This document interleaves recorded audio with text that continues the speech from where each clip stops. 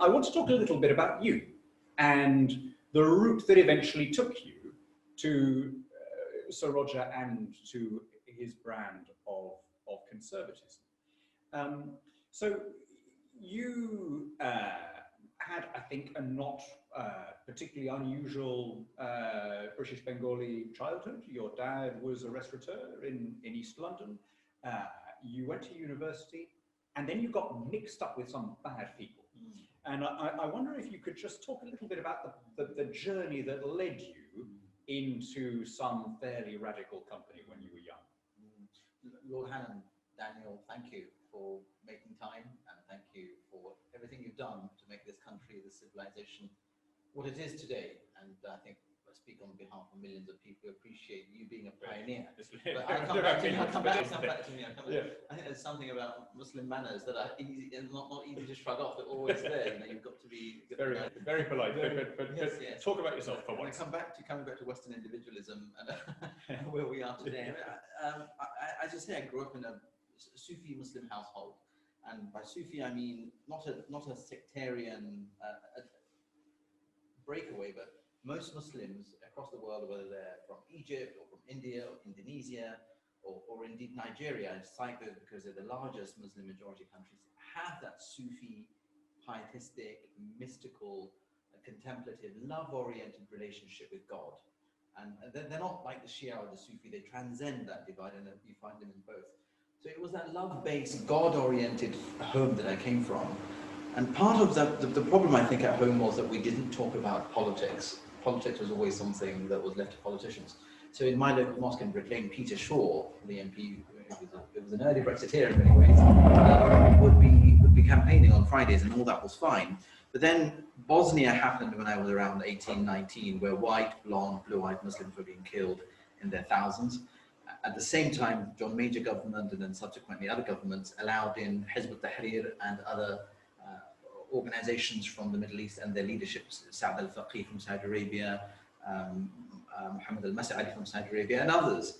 And I think those of us who grew up in the late 90s and early noughties would remember the guy with the hook in Finsbury Park preaching. And their preaching, Daniel, was very strong in that, unlike calls for United Nations interventions, they said we need a Muslim army to remove and kill the Serbs, and we need a caliphate in order to destroy the West and Israel.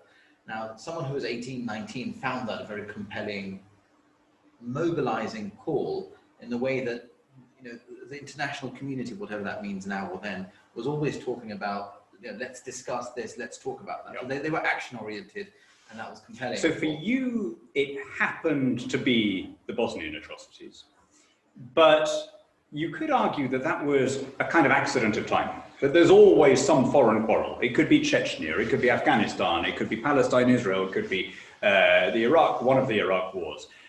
But something was appealing, if I've understood you, about this strong brand, this strength of identity that didn't have the same sort of self-doubt or gaps that just being a sort of patriotic Brit would have had. Is that fair? Yes, I think the key word you used is strong, and the second key word is identity.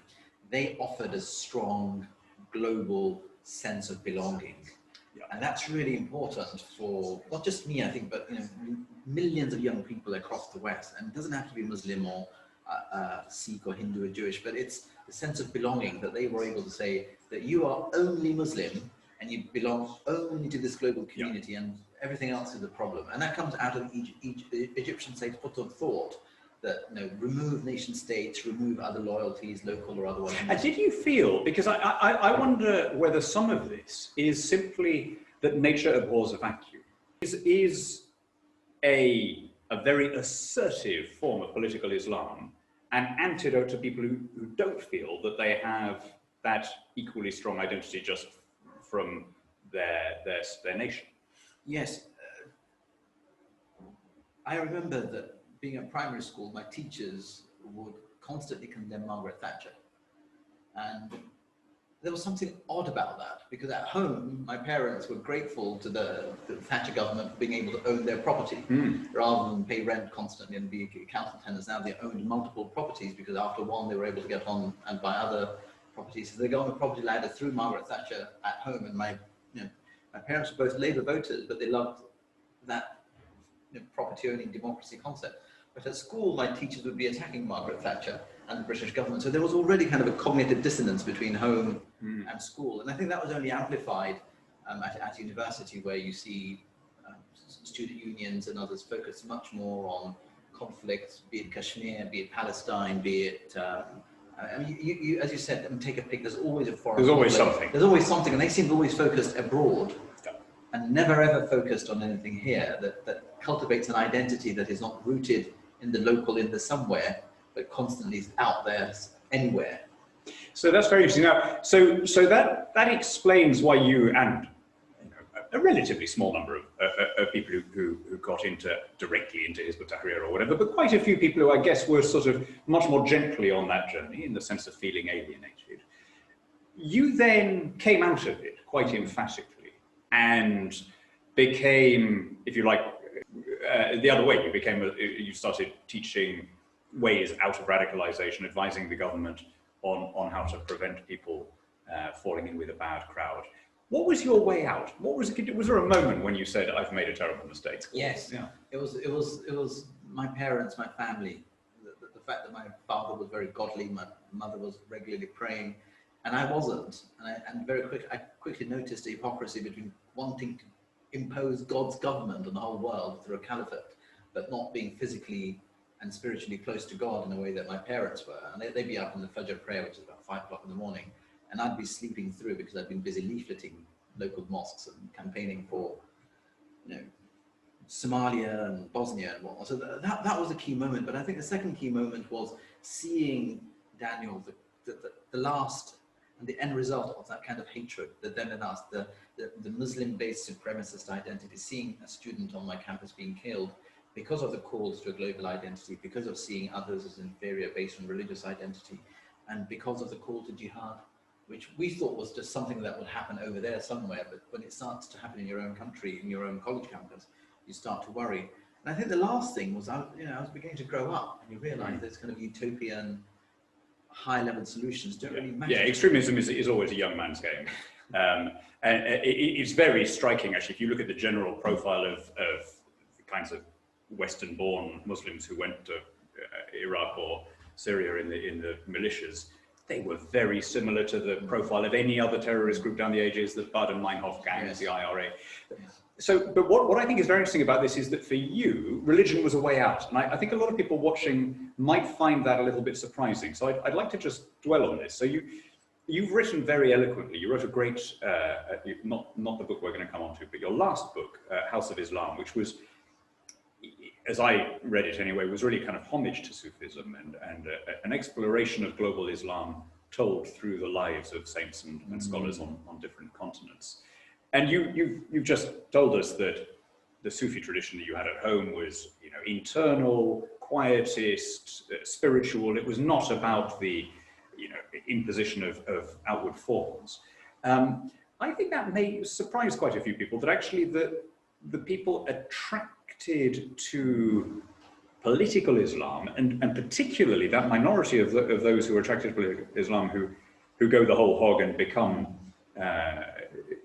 violent or join militias, that they're not in any conventional sense pious, that their actual religious observation is quite wanting. Yes, I was shocked by that, because I had medical doctors and engineers in my college years asking me to read out sermons in Arabic for them so they could master it before they go and deliver the sermon on a Friday. And I was taught Arabic growing up at home, but they hadn't been. So they had no grasp of religion. I think it was the great Rabbi Lord Sachs used to say that good religion is the answer to bad religion.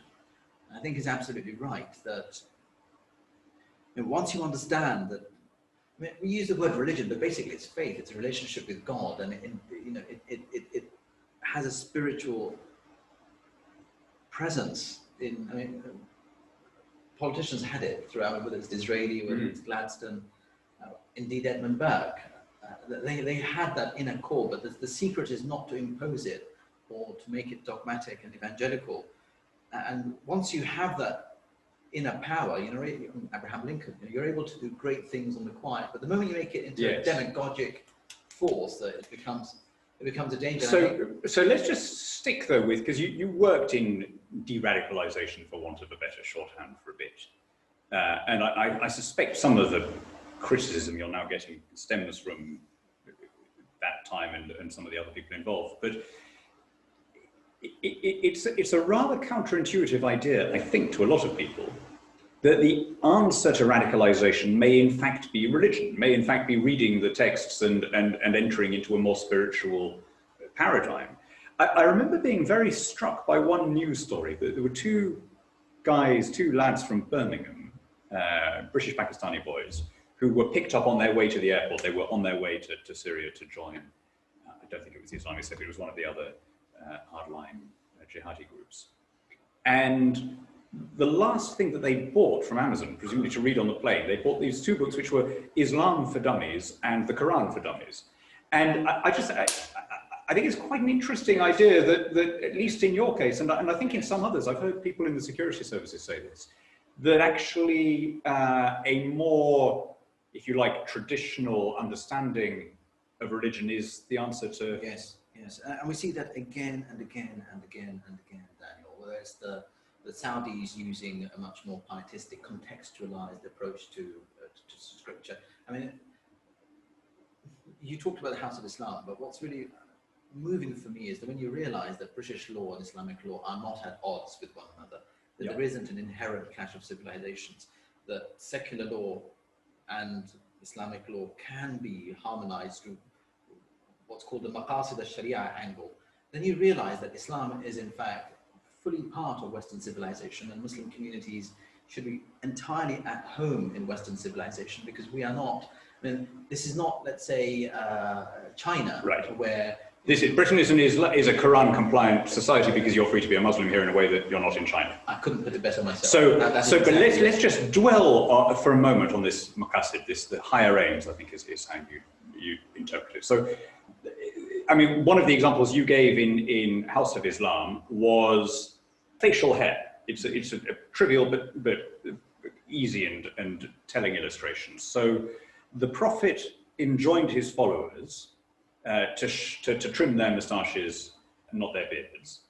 Now, if you're interpreting that broadly and you're looking for what's the morality, what's the point he's making, you would say, well, he's telling people not to be dandies. He's telling people not to be vain, not to spend all day in front of the mirror, right? And that would be the normal way, and for centuries, the way in which Islamic jurisprudence would have interpreted it. But among this particular Salafist interpretation, everything is literal. So hence the people that we see literally shaving their moustaches but growing their beards. Now, that's, if you like, a minor example, but you could make the same point about you don't literally need to amputate people's hands, but you do need to get the concept of respect for property. Exactly right. And that's exactly right. And that's called the Maqasid al-Sharia, as you identified. And it's the same approach on all of the capital punishments or the hudud punishments, that think about the reason behind the law. So, you know, the reason why fornication and adultery are forbidden is to uphold the family unit. The reason why theft is forbidden is to uphold property laws. Yeah. And you talk quite often about the way that the Prophet Muhammad very early on called for low taxation and owning of property. And I got that from you, by the way. Yeah, he was 1,000 years before Adam Smith, yeah. Your focus, and you've done that in public over and over again. And I think it's understanding that spirit, that Islam was founded by a businessman prophet who, when he went to Medina from Mecca, refused charity for the house of worship that he created, the masjid or the mosque. He insisted on paying for it. And as you keep reminding us, Daniel, that when the floods and famines hit Medina, he refused to lower or increase the taxes. Well, he did. I mean, I love this because it's permanently relevant. A lot of people intuitively think that objects have an intrinsic price, just as they have an intrinsic volume or an intrinsic weight, and that selling for an excessive price is profiteering and is, in many societies down the centuries, has been treated as a criminal offence. It certainly has been something that people disapprove of. And yet, of course, the Prophet, being a businessman, understood that price by definition is what people are prepared to pay, you know, and this was not something that was a widespread understanding anywhere in the world at that time, in Europe or in the Islamic world. And of course, the episode you mentioned, famine in Medina, people say lower prices. He says provision is in the hands of God, right? Because he knows, because he's a trader, what happens if you artificially lower prices. You get an immediate glut, and then you get a shortage. Now, I wish I could say that we've all caught up to that point,